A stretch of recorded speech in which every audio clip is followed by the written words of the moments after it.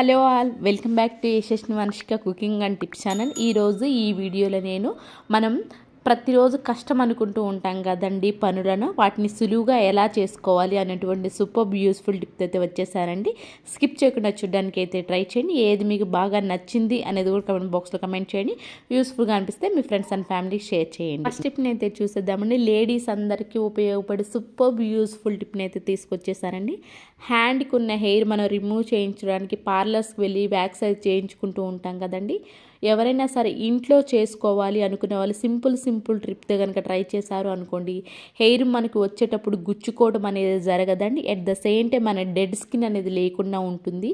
First మీరు eraser మాత్రమే use చేయాలండి, ఇది బాగా పనిచేస్తుంది. అండ్ అలానే ఎప్పుడైనా సరే షేవ్ హ్యాండ్స్కి కానివ్వండి, లేదంటే లెగ్స్కి కానీ ఎవరైనా ఇంట్లో చేసుకునే వాళ్ళు ఉంటే ఖచ్చితంగా ఇలా ఆపోజిట్ పొజిషన్లో చేసుకోవాలండి. అంతేగాని మామూలు డైరెక్షన్లో కనుక చేసామనుకోండి, హెయిర్ వచ్చేటప్పుడు ఏంటంటే మనకి గుచ్చుకుంటూ వస్తుంది. At the same time growth కూడా త్వరగా ఉంటుందండి. అలా కాకుండా ఈ విధంగా మనకి చేసుకున్నామనుకోండి, రివర్స్ ఆపోజిట్ పొజిషన్లో ఇలా చేసుకోవడం వల్ల ఏంటంటే హెయిర్ అనేది త్వరగా గ్రోత్ ఉండదు. అట్ ద సేమ్ టైం మనకి ఏంటి అని అంటే వచ్చే అప్పుడు గుచ్చుకోవటం అనే సెన్సేషన్ కూడా లేకుండా అయితే ఉంటుందండి. అండ్ అలాంటి రిపీటెడ్గా చేసిన ప్లేస్లోనే పదే అయితే చేయొద్దండి. ఒక్కసారి మాత్రమే, ఆల్మోస్ట్ ఒక్కసారి అండి, లేదంటే సెకండ్ టైం, అంత మించి మాత్రం మనం మరీ రిపీటెడ్గా అయితే చేయకూడదండి. అలా రిపీటెడ్గా చేయడం వల్ల కూడా ఏంటి అని అంటే స్కిన్ ఏంటంటే డ్రై అవుతున్నట్లు అనిపిస్తూ ఉంటుందండి. అలా రిపీటెడ్గా చేసిన ప్లేస్లోనే చేయకూడదండి. మామూలుగా మన సోప్ ఏదైతే మనం రెగ్యులర్గా బాతింగ్ చేసే సోప్ ఉంటుందో వాటర్ తోటి కొంచెం సోప్ అక్కడ అప్లై చేసేసి ఆ తర్వాత ఒక్కసారి కనుక ఈ విధంగా షేవ్ చేసామనుకో స్కిన్ మనకి మొద్దుబారినట్లు ఉండదండి, డ్రై అవ్వటం ఉండదు, హెయిర్ ఈజీగా రిమూవ్ అయిపోతుంది. అండ్ అలానే మనకి హెయిర్ గ్రోత్ అనేది కూడా తక్కువ అయితే ఉంటుంది.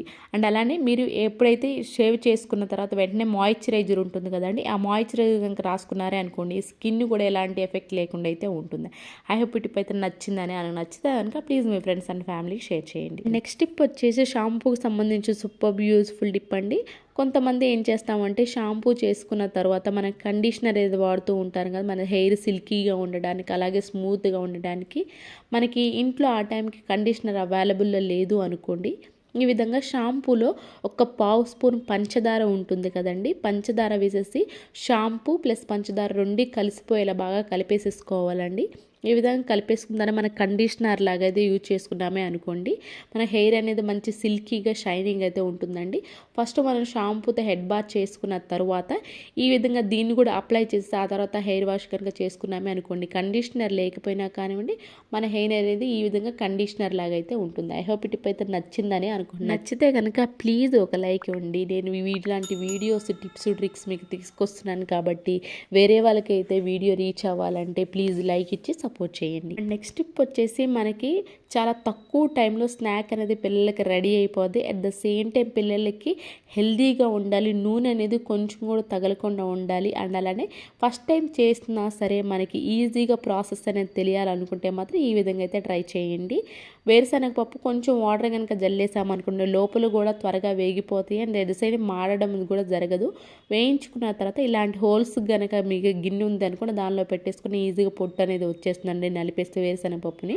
ఆ తర్వాత బెల్లం వేసుకొని కొంచెం అంటే వాటర్ వేసుకొని బెల్లం కరిగిపోవాలండి, జస్ట్ పాకమేమి లేదు, కరిగిపోవాలి. ఆ తర్వాత ఈ విధంగా స్టెయిన్ కనుక చేసామనుకోండి ఇసుక ఏదన్నా ఉంటే అడ్డుపడిపోతుందండి. ఆ తర్వాత బెల్లం పాకం ఈ విధంగా అయితే కలర్ చేంజ్ అవ్వాలి అండి, బాగా ముదురు పాకం అయితే పట్టేసుకోవాలి బెల్లం. ఈ విధంగా కలర్ చేంజ్ అయ్యేంత వరకు ఉండిన తర్వాత కొంచెం వేరుశనగ పప్పు కనుక వేసేసుకున్నామే అనుకోండి, వేసేసుకుంటే ఈ విధంగా కలిపేసేసుకోవాలండి బెల్లంలో.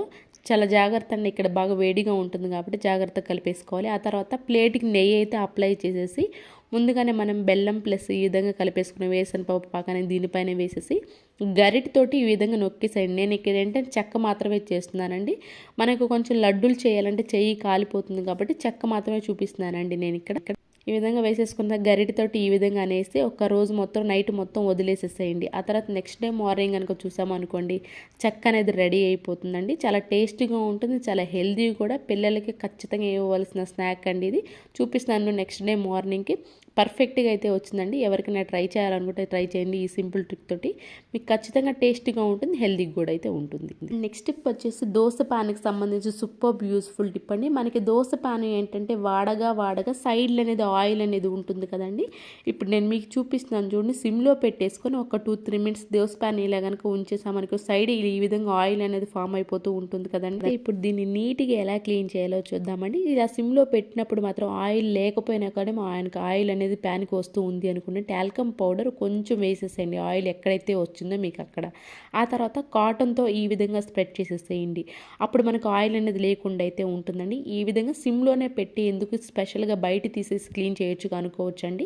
మనం దోశ ప్యాన్ని వేడి మీద దించామనుకోండి ఆయిల్ అనేది బయటికి అయితే రాదండి. ఇలా ఈ విధంగా గ్యాస్ స్టవ్ పైన సిమ్లో ఉన్నప్పుడు మాత్రమే ఆయిల్ ఫామ్ అవుతూ ఉన్నప్పుడు ఈ విధంగా టాల్కమ్ పౌడర్ కనుక వేసేసి క్లీన్ చేసుకున్నామే అనుకోండి, కొంచెం దింపిన తర్వాత కొంచెం చల్లారిన తర్వాత ఈ విధంగా స్టీల్ స్క్రబ్బర్ ఏదైనా ఉంది అనుకోండి, ఆ స్టీల్ స్క్రబ్బర్ కొంచెం వాటర్ వేసుకుంటూ రుద్దుకుంటూ కనుక క్లీన్ చేసుకున్నామే అనుకోండి, మనకి దోశ పానికి ఉన్న నలుపు ఏదైతే ఉంటుందో కార్బన్ లాగా అది కూడా మొత్తం నీట్గా క్లీన్ అయిపోతుందండి.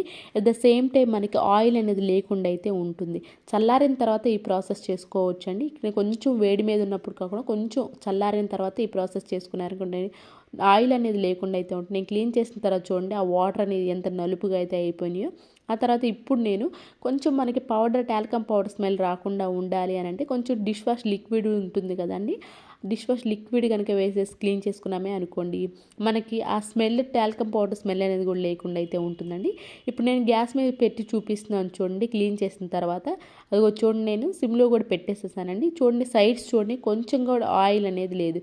ఎవరికైనా సరే దోశ పానే విధంగా ఆయిల్ లేకుండా క్లీన్ చేసుకోవాలంటే ఈ ప్రాసెస్లో క్లీన్ చేసుకోండి. ఐ హోప్ టిప్ అయితే నచ్చిందని. నచ్చితే కనుక ప్లీజ్ మీకు ఏది బాగా నచ్చింది అనేది కూడా కమెంట్ బాక్స్లో కమెంట్ చేయండి. నెక్స్ట్ టిప్ వచ్చేసి అంటే పర్ఫ్యూమ్ బాటిల్స్ ఉంటాయి కదండి, హెయిర్ బ్యాండ్స్ ఉంటాయి. ఈ హెయిర్ బ్యాండ్స్ ఎక్కడ పడితే అక్కడ పడేస్తూ ఉంటాం. మనకి అవసరమైనప్పుడు ఒక్కటి కూడా కనిపించదు కదండి.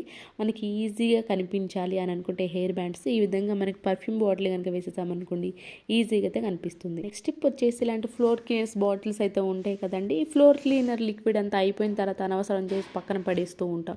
అయితే ఈ బాటిల్ని ఇప్పుడు రీయూజ్ ఎలా చేయాలో చూద్దామండి. ఇలాంటి టిప్స్ మన ఛానల్ అయితే బోల్డ్ ఉన్నాయండి. అనవసరమైన దాన్ని ఎలా రీయూజ్ చేసుకోవాలని ప్లీజ్ ప్రీవియస్ వీడియోస్లోకి వెళ్ళండి, చూడండి. మీకు నచ్చితే సబ్స్క్రైబ్ చేసుకోండి. కొంచెం కనుక వేడి చేసి అటు సైడ్ ఇటు సైడ్ ఈ విధంగా కట్ చేసుకోవాలండి. తర్వాత మనకి షార్ప్గా ఉంటాయి కాబట్టి కొంచెం ఈ విధంగా ఎడ్జెస్ కనుక చేసామనుకో షార్ప్ అనేది లేకుండా ఉంటాయండి.